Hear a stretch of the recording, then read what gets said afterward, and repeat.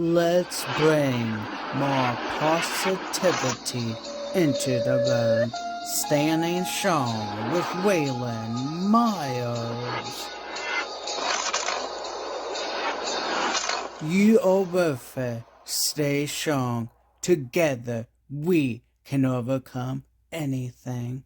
Anxiety, depression, victim of bullying, trouble with eating disorders, struggling with your weight, interviewing people around the globe with their hard times with these events in life, and letting you know you're not alone and you're worth it.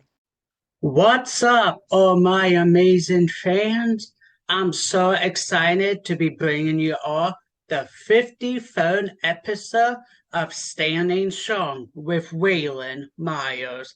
I have to say that my interview with my cousin Jason Myers was inspiring, and please go back and give it a watch along with all the other episodes.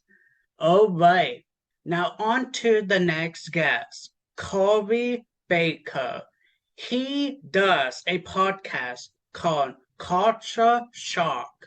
He loves watching movies and playing video games and all that amazing stuff. Sit back and enjoy the 53rd episode of my inspiring talk show, Standing Strong with Waylon Myers. Hello, everyone, and welcome back with the 53rd episode of Standing Strong with Waylon Myers. Please welcome my guest at this time, Corey Baker. What is up, Corey? Oh, not a whole lot, Waylon. How are you? I'm doing okay. So at this time, can you give people a little bit of a detail with your podcast, Culture Shock? Yeah, we're a podcast. For aging millennials. We just talk about TV, movie, video games, anything that really strikes our fancy. We do some movie reviews, bad movies. We talk about any new game that comes out, just basic pop culture things. Awesome, amazing. So yeah, if any of you are interested in giving his podcast a listen, I will have the link down in the description box below during this episode. All right, now doing a podcast isn't easy. What are some struggles you might run into before recording an episode?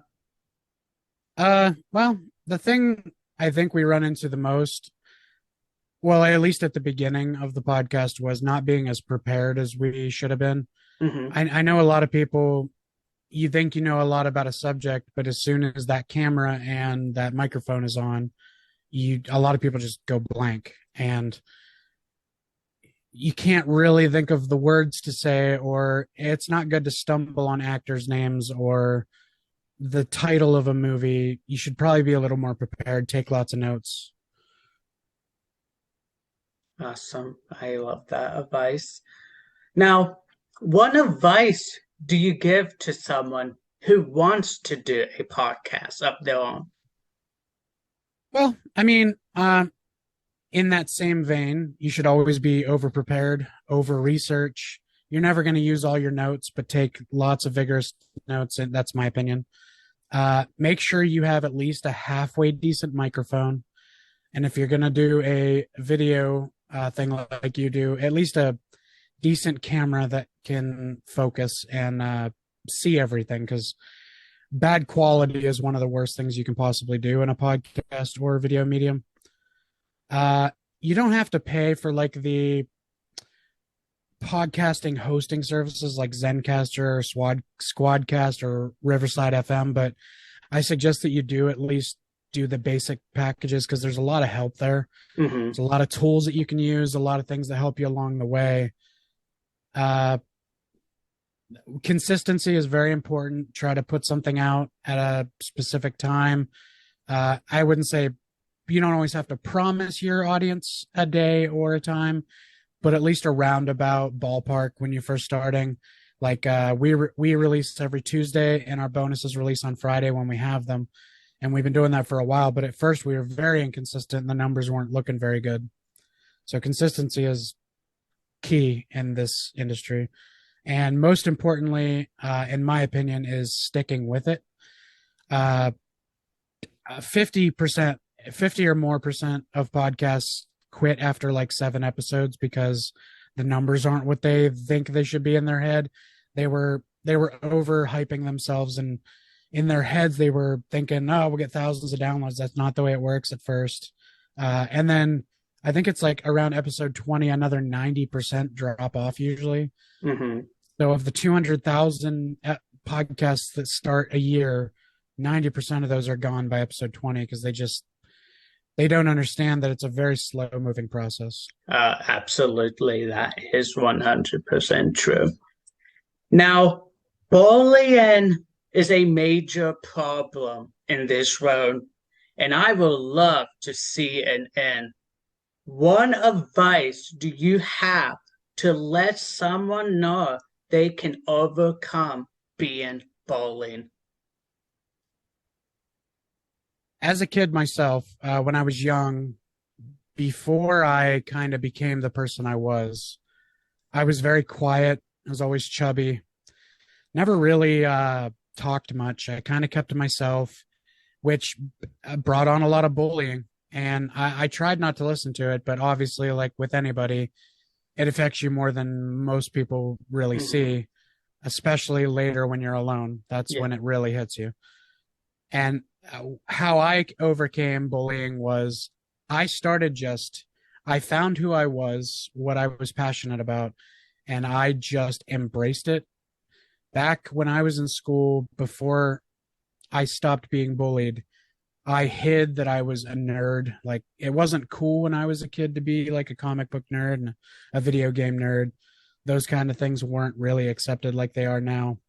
Yeah. And but I decided that since I was going to be bullied for it anyway, I was going to go out. I was going to get myself some Spider-Man t-shirts.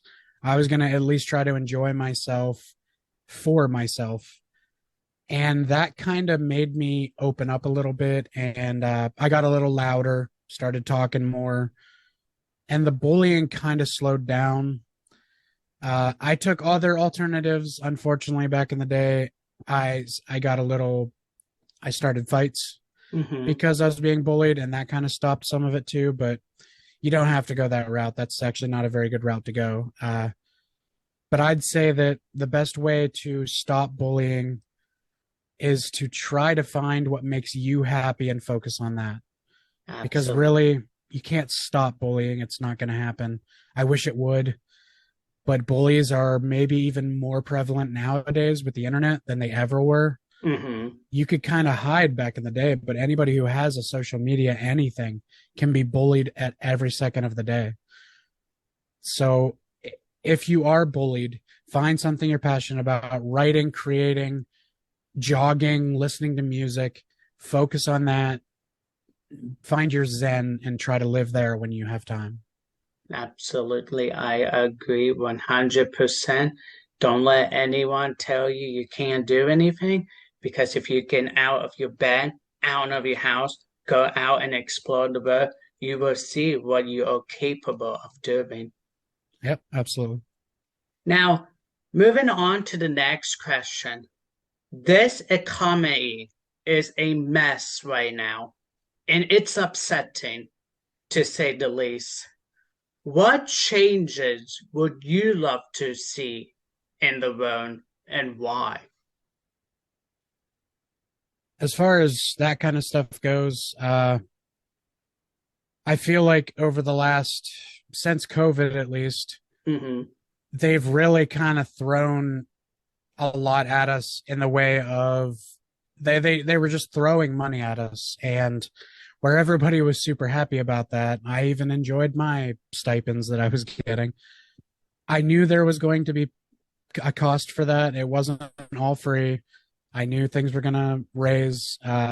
Unfortunately, in our state, they still haven't raised the minimum wage to match what everything's been going up to. It's harder and harder to live every day, to make a living. I don't even know how. I feel the most sorry for single parents out there who have like one part-time job trying to survive. I don't know how they're doing it. I have a partner in my life and we make decent money and we're struggling. So I have no idea. And I feel bad for all those people because I think the economy is going way past where we as humans can survive on the minimum. Yeah, 100%. Now, you are a video gamer, a podcaster, a movie guy, and more. What are some things you suggest to people about these things? And are there any movie or games you might recommend to them? Yeah. The reason I am so into movies, video games, TV, all the things we talk about on Culture Shocked, is because when I was a kid and I had nowhere to go, no one to talk to about the being bullied and not kind of liking school for a while there, I would go home and I would kind of drown myself in video games and movies and comic books, and I would live in that world. And I always had a really good imagination, so that's kind of where I lived. And movies and video games and comic books all kind of gave me the ability to put myself there and feel the world. I used to like to read a lot of books, Stephen King stuff. And because you could just imagine what the world was like. And I like creating my own worlds, which is why I wanted to become a podcaster too. I have a wealth of stupid knowledge that I just nowhere else to put it. And me and my brother decided, let's do a podcast. Let's get a couple other friends together. We'll talk about all this nonsense we've been talking about since we were kids. And it turns out it's entertaining. I didn't know. Yeah, absolutely. Why not? Yeah. But as for suggestions, I just saw Spider-Man Across the Spider-Verse and The Flash. And, I as a comic book movie guy, I say go see those movies. Two very good movies in theater. Well, one very good movie in theaters right now, and then one half mediocre one. I'll let you all decide for yourselves which is which. And video games, I've been playing a lot of Elden Ring and Resident Evil 4 remake. I'm a huge survival horror guy, so I play a lot of those games. Nice, awesome. Is there any music or anything you like that you would suggest people to listen to? I listen to a lot of I'm kind of varied there. I don't care for country very much. And some rap sounds like new rap is not my thing. I don't have a taste for it. But I do like a lot of like old 90s 2000s rap. I listen to a lot of my favorite band growing up, and I've seen them 4 times live, and I'm going again next year. Nice. Is Slipknot. I really like metal, so just the angry sounds help me get over my day sometimes. That's good. That's good. Now, losing weight and sticking to it has been an on and off curse for me, along with many others. What piece of advice do you give to people out there struggling with their weight, food allergies, eating disorders, and other things they might deal with? I mean, I'm not one really to dole out the advice. I'm a chubby guy myself, but when I do look after myself, the few times a year that I decide that I need to lose a little weight and get myself a little healthier, excuse me. What I like to do is my portion sizes get a little too big. Sometimes I'll admit that. So I try to cut that back. My advice is do not just stop eating all the bad things you're eating. You will fail 100% of the time if you try to go from snack cakes and pizza to salads and protein bars. It's not going to work. Mm-hmm. You're just confusing your body, making it crave the things you've been eating for too long. You cut back and try to even those things out. I suggest strongly that you don't just completely cut out the things you love, that you just try to get them down to a manageable size. Yeah. Instead of 8 pieces of pizza, you eat 2 for dinner and maybe a salad or, some a fruit cup or something. You just do not just stop eating pizza and start eating salad. Mm-hmm. You're going to fail. It never works. I've tried it a million times. Me too. Especially when they say give up soda or juice or tea and Yeah. drink more water. Just to clean down and drink water, you're gonna fail. You're So, going to be sick of water after 2 days. I yep, guarantee it. yep, absolutely. Now you could give flavor water a try and it will kind of help, but it will not stop you from drinking soda No. and stuff. So, but yeah, it's difficult, but it's just a mindset that you just have to control. You can have soda, you can have water, you can have milk. Just don't drink a lot of it like you normally do, and you will be okay. Yeah, like there's people out there, no judgment on my part. I've been this person myself, Mm-hmm. but there's people out there that'll drink a 12 pack of pop a day. And that's just not like if you cut it with water in between, Mm-hmm. at least cut that down to 6 cans for the time being. And then maybe try to push it back to 4 cans a day or, because that, I mean, even if you really pay attention, 4 cans of pop a day is actually still pretty bad for you. Yeah. So when you think about it and you're drinking a whole 12 pack a day, you're probably hurting yourself a little bit. Mm-hmm. Absolutely. Now, faith and trust is something this world needs more of. What words of encouragement do you give people out there to believe in themselves and know God loves us no matter what?